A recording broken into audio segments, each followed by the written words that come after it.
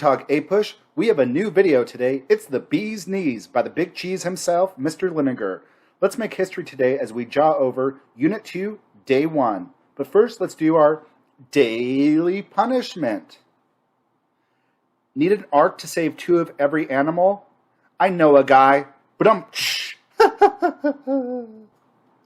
Alright, kiddo, your key terms for today are Samuel de Champlain, the Coeur de Bois, King William's War, Queen Anne's War, King George's War, the War of Jenkins' Ear, Salutary Neglect, Fort Necessity, George Washington, G-Dub, the Albany Congress, Braddock, William Pitt,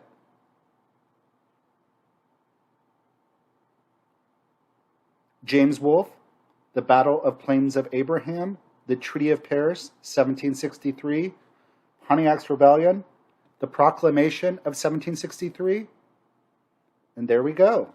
Our key concepts is we're going to talk a little bit about French Canada, the major causes of the French and Indian War, the major battles and progression of the French and Indian War, and the effects of the French and Indian War, and how this will lead to movements towards independence for the American colonies.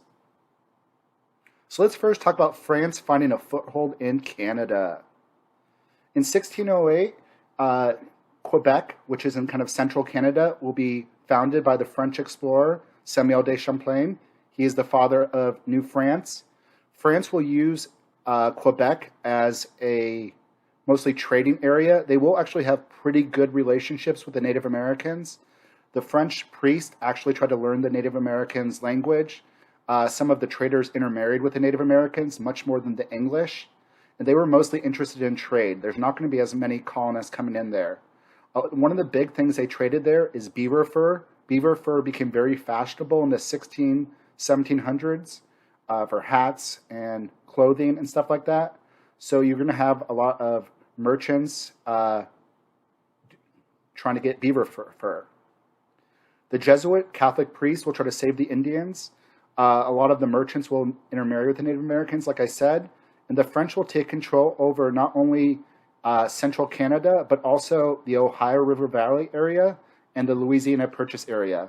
They'll have a stretch of land going from Detroit, Louisiana, New Orleans, but they will have very few settlements because they don't have a lot of settlers there. This map right here shows you a map of the land that the French had. It's the one in the yellow. As you can see, they had a lot of land.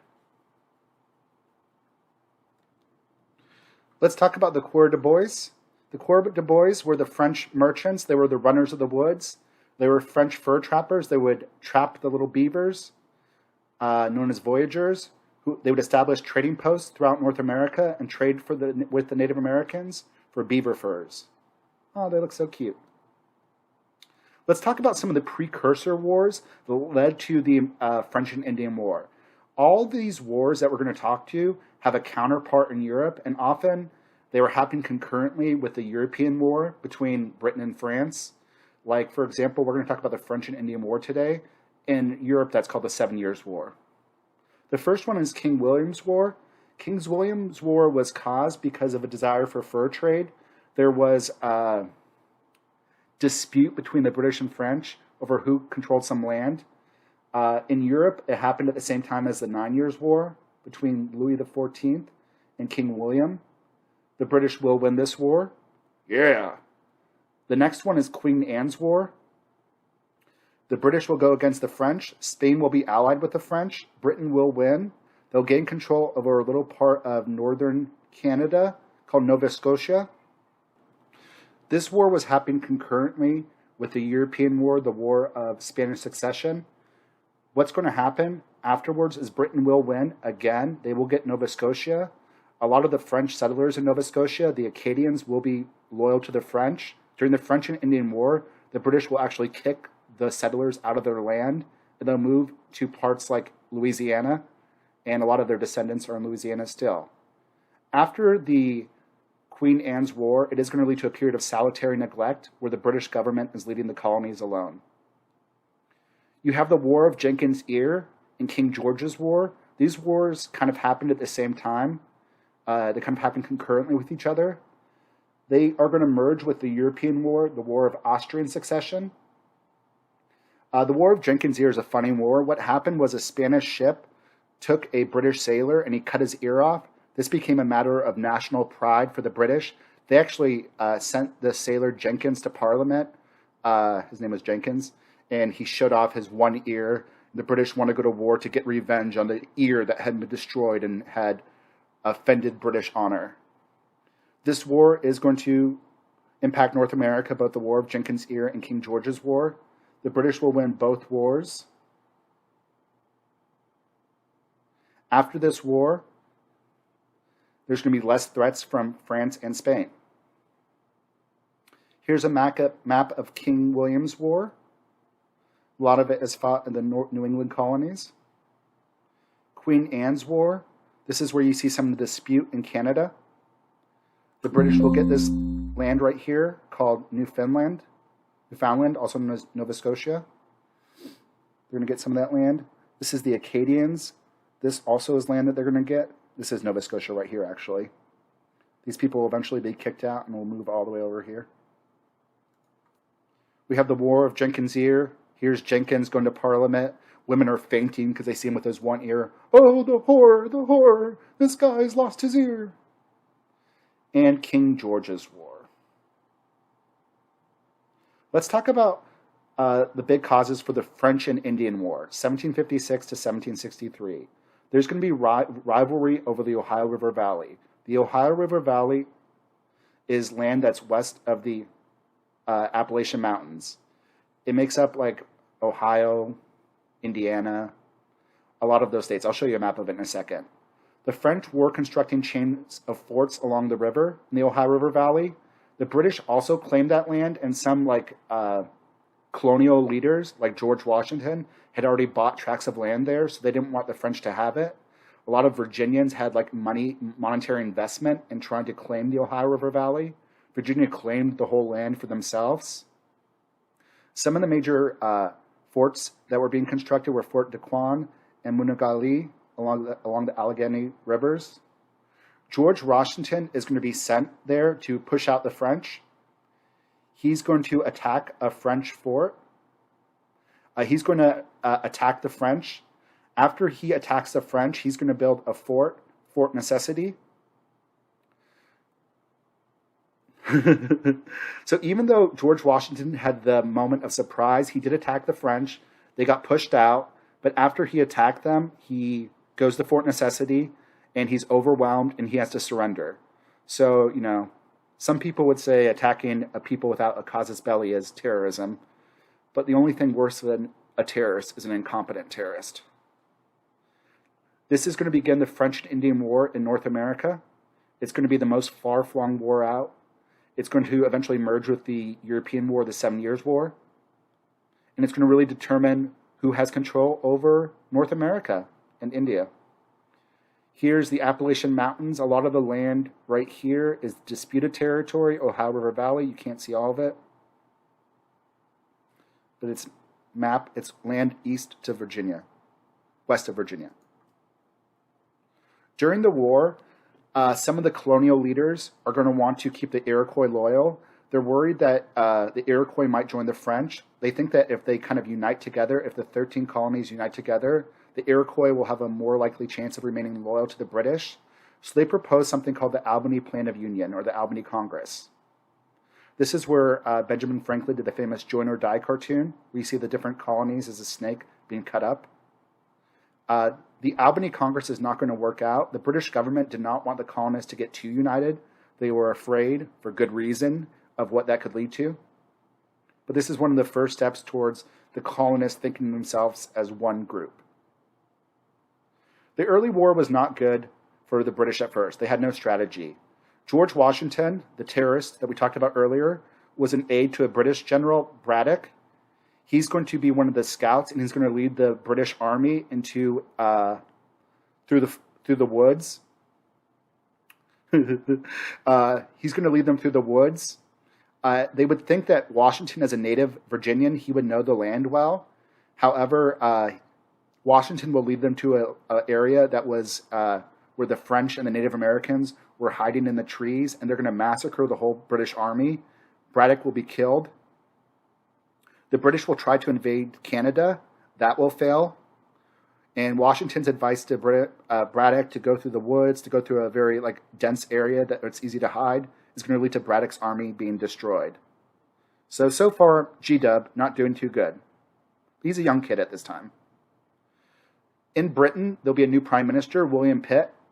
He's going to change some of the strategy of the French and Indian War. He's going to concentrate on Quebec and Montreal in Canada. He's going to make James Wolfe the British general.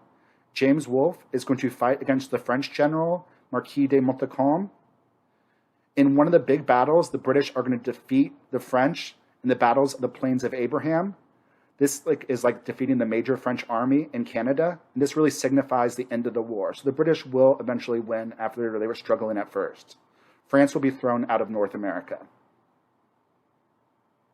Here's a famous picture of this. In the Battle of the Plains of Abraham, both Wolfe and Montcalm were killed, and here you see the death of James Wolfe. Oh, look how sad he looks, like he's bleeding. The French general is off on the side, and he's dead also. So maybe they're holding hands and their blood is kind of merging together to show universal peace. I don't know. What this war is going to lead to is the Treaty of Paris, 1763. The history of the United States begins with the fall of Quebec. After this, we're going to have the British government getting more involved in the colonies with some acts and taxation. And this is going to lead to a lot of things. There's going to be less Spanish and Native American problems. The Spain will get kicked out of Florida, although they will get the land back eventually. France is going to give the Ohio River Valley and Canada to the British in the Treaty of Paris. So Britain now has control over the Ohio River Valley. Woo! There we go, baby. And Canada. A lot of land-hungry colonists are going to cross over the Appalachian Mountains right here. This is going to upset the Native Americans that are in this area, and it's going to lead to some Native American rebellions against the British, which we'll talk about right now.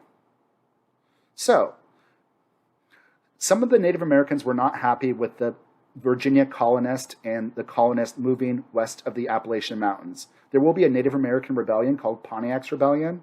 This will be crushed, but the British don't want to fight the Native Americans anymore. They went deeply into debt after the French Indian War. So they're going to pass something called the Proclamation of 1763, which says that colonists cannot settle west of the Appalachian Mountains. This is going to anger the colonists. They said, I fought for that war. I fought for land. I gave my right ear or my eye or my leg to fight for the British government, and now I'm not getting the land I deserve. But really the reason the British did this was to prevent problems with the Native Americans. There are going to be some other problems coming out of this war. The British government will not recognize any militia commissions from the colonies.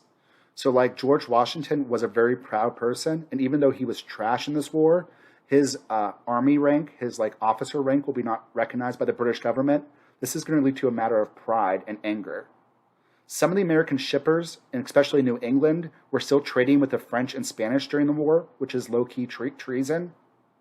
Some colonists will refuse to provide troops, and there will be disunity. So we're going to have a lot of problems here, which are going to help be the seeds that will lead to the American Revolution. Let's talk about some end results, which we'll talk about next class. This is a sneak peek, guys. The British government is going to need money after this war. So they're going to pass things like the Sugar Act and the Stamp Act to try to get the money back. The colonists are not going to like this. The colonists will try to unite against this with the Stamp Act Congress and the Declaratory Act. Will be passed by the British to get rid of the Stamp Act. The Sugar Act will be another thing that will be passed.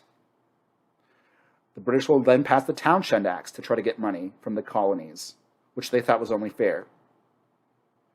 The colonies, after the French Indian War, as they're being taxed more and more, do not want to be a mercantilist system anymore.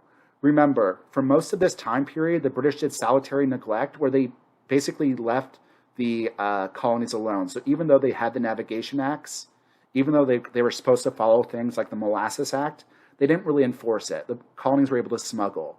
After the war, the British are going to start trying to force the colonies to pay, and the colonies are really going to get upset over the whole idea of mercantilism and taxation. And this is going to lead to this right here, baby. American Revolution, coming next class. All right, kiddos, that's all I have for you for today. Until next time, deuces. Deuces, yeah.